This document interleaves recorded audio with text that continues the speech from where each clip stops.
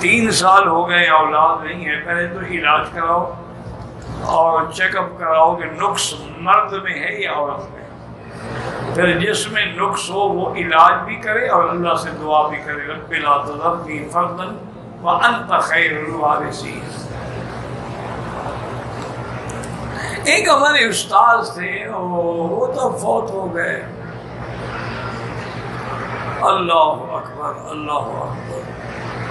یعنی کوئی بندہ جو ہے نا دیکھے تو فیصلہ نہیں کر سکتا تھا کہ یہ اتنا بڑا عالم ہے، وہ یہی سمجھتا کہ کوئی جٹ شٹ ہے،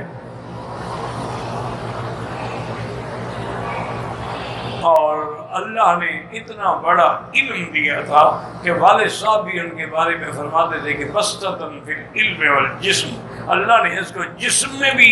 بڑا بنایا ہے اور علم میں بھی بڑا بنایا ہے۔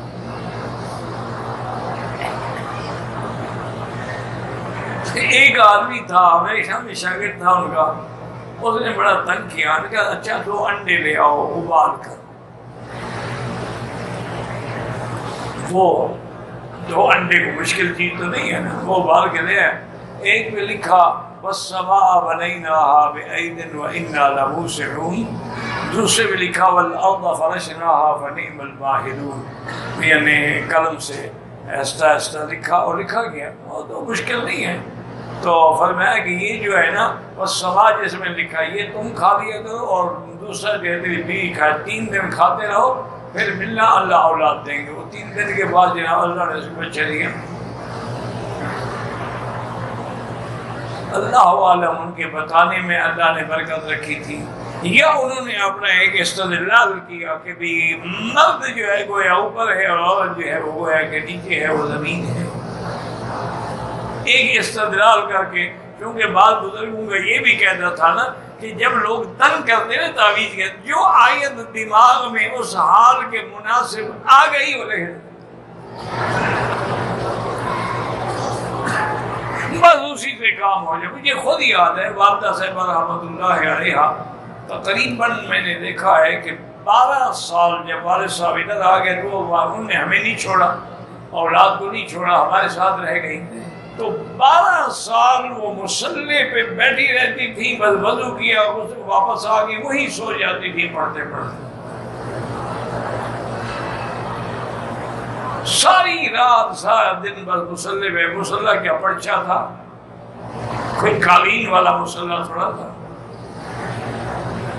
اور عورتیں ان کی اتنا لینے لگ، جو بھی آتا کسی کو کوئی آیت بتا دیتی، کسی کو کوئی آیت بتا دیتی، بس وہ جناب ایسی یقین سے نکلتی ہے، بس اماں جان نے بتا دیا ہمارا کام ہو گیا، بس ہو جاتا تھا۔ تو یہ نرالے نظام ہے میرے مالک کے، بس تم بندے بن جاؤ، بس مسئلہ یہ ہے بڑا، اس کے لیے کسی پیر فقیر کی کوئی ضرورت نہیں، وہ تو ایسا سخی ہے، وہ کہتا ہے کہ جب بھی پکارو اجیب دعوت الداعی اذا دعان،